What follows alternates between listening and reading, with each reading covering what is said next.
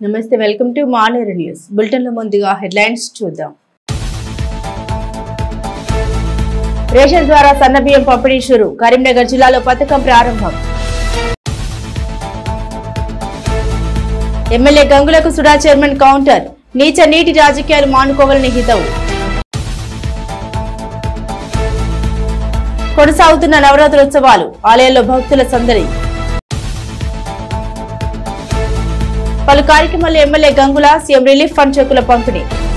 Welcome back to news.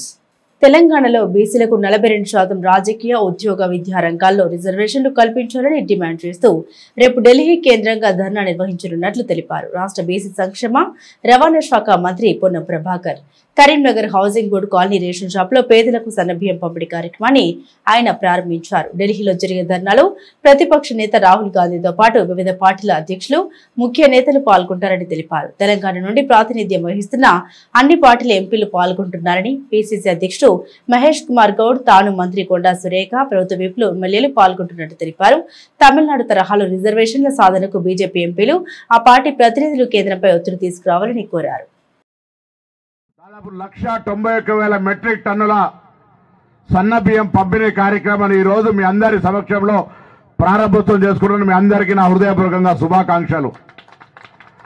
వేదిక మీద ఉన్న పెద్దలకు, ఇక్కడికి విచ్చేసినటువంటి అక్కా చెల్లెళ్లకు, పాత్రికేయులందరూ కూడా ఉగాది పండుగ, అదేవిధంగా రంజాన్, ఈద్ ముబారక్ శుభాకాంక్షలు తెలియజేస్తూ, దేశ చరిత్రలోనే ఏ రాష్ట్రంలో లేని విధంగా ఈరోజు సన్నబియ్యం పంపిణీ ప్రతి పేదవాడికి తినడానికి సరిపోయే విధంగా ఇచ్చే కార్యక్రమాన్ని ఈరోజు ప్రారంభోత్సవం చేసుకుంటున్నాం. ఎమ్మెల్యే గారు చెప్పినారు ఇప్పుడు అన్ని వివరాలు. రాష్ట్రంలో మొన్న ఉగాది పండుగ పూట మన గౌరవ ముఖ్యమంత్రి రేవంత్ రెడ్డి గారు నల్గొండ జిల్లాలో ప్రారంభోత్సవం చేసినారు.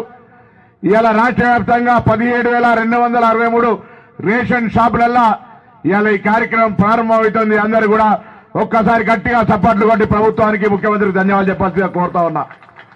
ఇది ఒక బృహత్తరమైన కార్యక్రమం.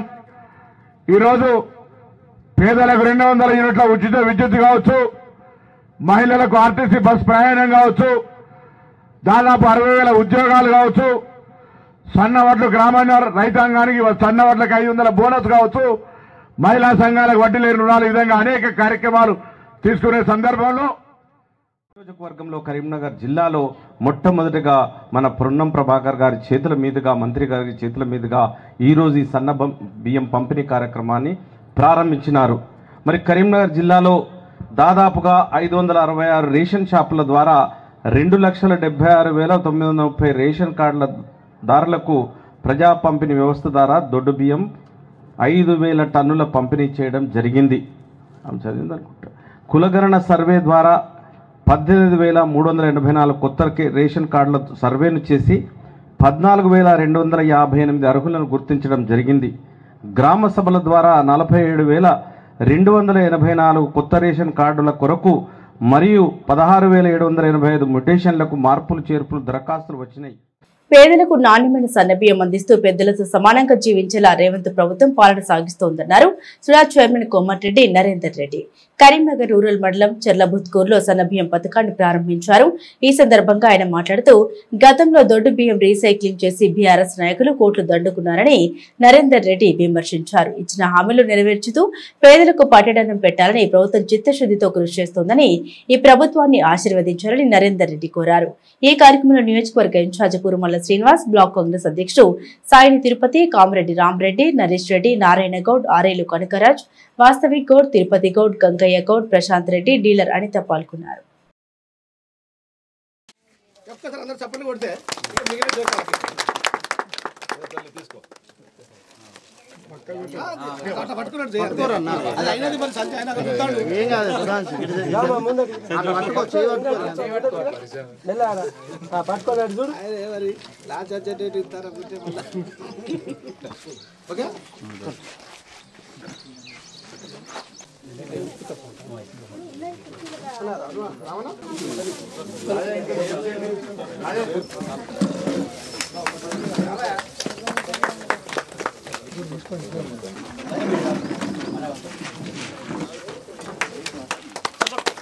ధనవంతుడు పేదవాడు అందరూ కూడా ఒకే రకమైనటువంటి భోజనం చేయాలనేటువంటి సదుద్దేశంతో ఈరోజు మరి ప్రభుత్వం ప్రతిష్టాత్మకంగా ఈ కార్యక్రమం చేపట్టడం జరిగింది.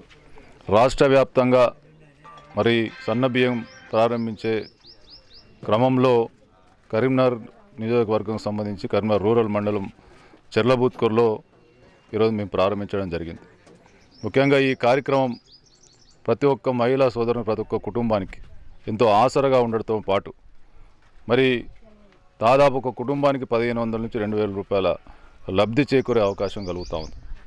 గతంలో రాష్ట్ర ప్రభుత్వం ఇచ్చినటువంటి ప్రతి ఒక్క హామీని ఉచిత బస్సుతో పాటు ఉచిత కరెంటుతో పాటు అన్ని హామీలు నెరవేర్చుకుంటూ ఇది ఇవ్వని హామీ అయినప్పటికీ కూడా ప్రజలకు మరి మేలు జరుగుతుందనే ఉద్దేశంతో ఈ కార్యక్రమం చేపట్టడం జరిగింది. ఇందులో నేరుగా ప్రజలకు మేలు జరగడమే కాకుండా ప్రభుత్వం యొక్క మరి రీసైక్లింగ్ చేసి ప్రభుత్వాన్ని మరి ఆ డబ్బును దుర్వినియోగపరుస్తున్నటువంటి వారందరికీ కూడా బుద్ధి చెప్పే విధంగా ఈ కార్యక్రమం చేపట్టడం జరిగింది. ఇది నిజంగా చాలా హర్షించదగ్గ విషయం. రేవంత్ రెడ్డి గారి నాయకత్వంలో ఈరోజు ప్రభుత్వం అనేక సంక్షేమ కార్యక్రమాలు అమలు పరుస్తూ ప్రజలను ఆదుకుంటూ అదేవిధంగా మరి కడుపు నిండా భోజనం పెట్టాలన్నటువంటి ఉద్దేశంతో చేసినటువంటి ఈ కార్యక్రమాన్ని ప్రజలంతా కూడా స్వాగతిస్తూ ఉన్నారు.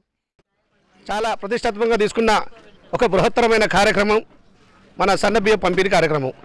ఇందులో భాగంగా ఈ కార్యక్రమంలో మన ముఖ్య అతిథులైన సుడా చైర్మన్ మరియు కరీంనగర్ పట్టణ అధ్యక్షులైన నరేంద్ర రెడ్డి గారు, అదేవిధంగా కరీంనగర్ రూరల్ మండల అధ్యక్షులు రామరెడ్డి గారు, ఇక్కడ గ్రామశాఖ అధ్యక్షులు మరియు మహిళలు, మరియు ఇక్కడ హాజరైన మన చౌకదారుల దుకాణం డీలర్ గారు అందరూ ఈ కార్యక్రమంలో హాజరవడం జరిగింది. దానికి తోడుగా ఈరోజు మన ఆర్ఐలు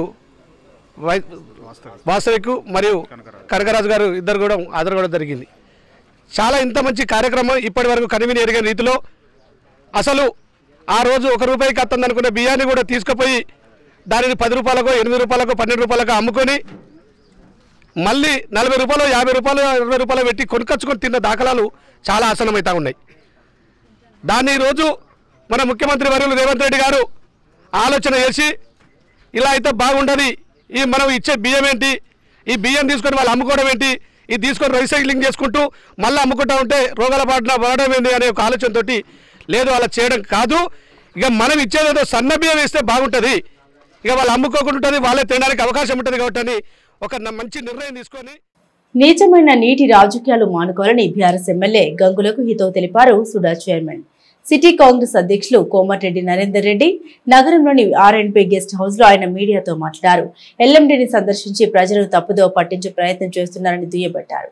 బీఆర్ఎస్ ప్రభుత్వంలో నీటి కోసం బూస్టర్ల వద్ద మోటార్ల వద్ద ధర్నా చేసిన సందర్భాలు ఉన్నాయని గుర్తు చేశారు సుడా చైర్మన్ కోమటిరెడ్డి. కరీంనగర్ ప్రజలకు తాగునీరు అందించే విషయంలో కాంగ్రెస్ పార్టీ స్పష్టంగా ప్రణాళికాబద్ధంగా వ్యవహరిస్తోందన్నారు. ప్రస్తుతం డ్యాంలో 5.7 టీఎంసీల నీరు ఉందని, దిగువకు వదిలిన పై నుండి వచ్చే నీటితో ఏప్రిల్ 15 నాటికి 6.5 టీఎంసీల నీటి నిల్వ ఉంచి నగర ప్రజలకు జూలై 31 వరకు ఎలాంటి ఇబ్బంది రాకుండా పంపిణీ చేస్తామని తెలిపారు. గతంలో గులాబీ నాయకులు కరీంనగర్ అడ్డాగా చేసుకుని దొడ్డు బియ్యం దందాలు నిర్వహించారని, ఆ దందాలు మానుకోవాల్సి వస్తుందేమోనని అవాకులు చవాకులు మాట్లాడుతున్నారని తెలిపారు.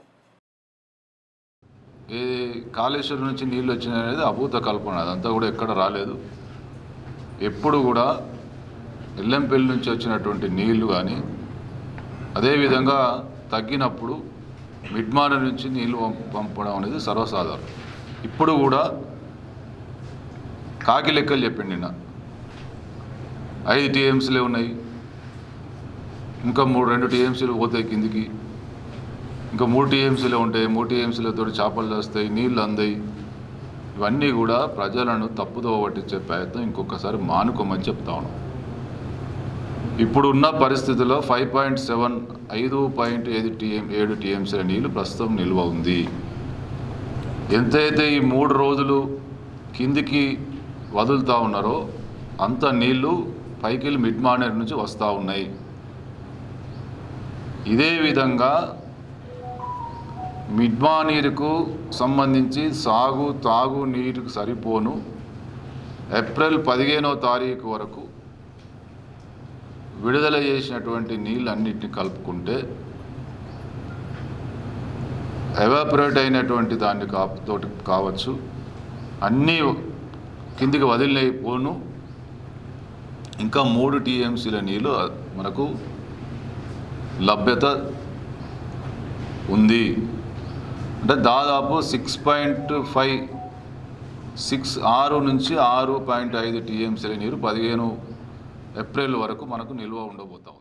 వరుసగా 3 రోజుల పాటు సెలవులు రావడంతో రాజన్న సిరిసిల్ల జిల్లా వేములవాడ శ్రీ రాజరాజేశ్వర స్వామి ఆలయానికి భక్తులు పోటెత్తారు. రాష్ట్రంలోని నలుమూలల నుండి భక్తులు భారీగా తరలివచ్చి స్వామివారిని దర్శించుకున్నారు. ధర్మగుండంలో స్నానాలు ఆచరించిన భక్తులు ఆలయంలో కూడా మొక్కులు చెల్లించుకుని క్యూలైన్ల ద్వారా స్వామివారిని దర్శించుకున్నారు. వేసవి నేపథ్యంలో ఆలయంలో భక్తులకు ఇబ్బంది తలెత్తకుండా తాగునీటి చలువ పందిళ్లు ఏర్పాటు చేశారు. అధికారులు కాక ఆలయ అనుబంధ దేవాలయమైన బద్దిపోచమ్మ ఆలయానికి భక్తులు పెద్ద సంఖ్యలో తరలివచ్చారు. మంగళవారం కావడంతో మహిళలు బోనాలతో ఆలయానికి వచ్చి అమ్మవారికి నైవేద్యం కల్లుశాఖ సమర్పించి మొక్కులు చెల్లించుకున్నారు.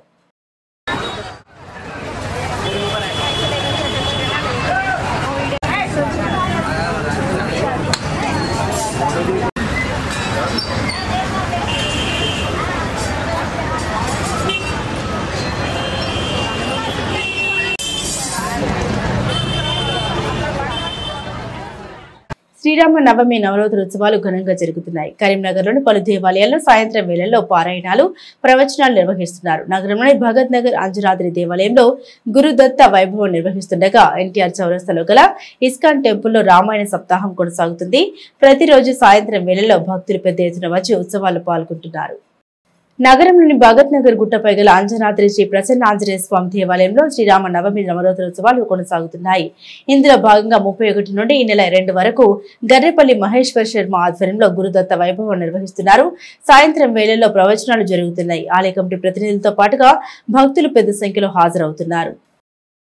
కృతయుగంలో వచ్చినటువంటి దివ్యమైనటువంటి జ్ఞాన స్వరూపమైనటువంటి ఆ అవతారం, ఆ మహానుభావుడు, ఆ మహాపురుషుడు దత్తాత్రేయ స్వామి కలియుగంలో కూడా ఇప్పటికీ కూడా స్మర్తృగామి సనోవతు.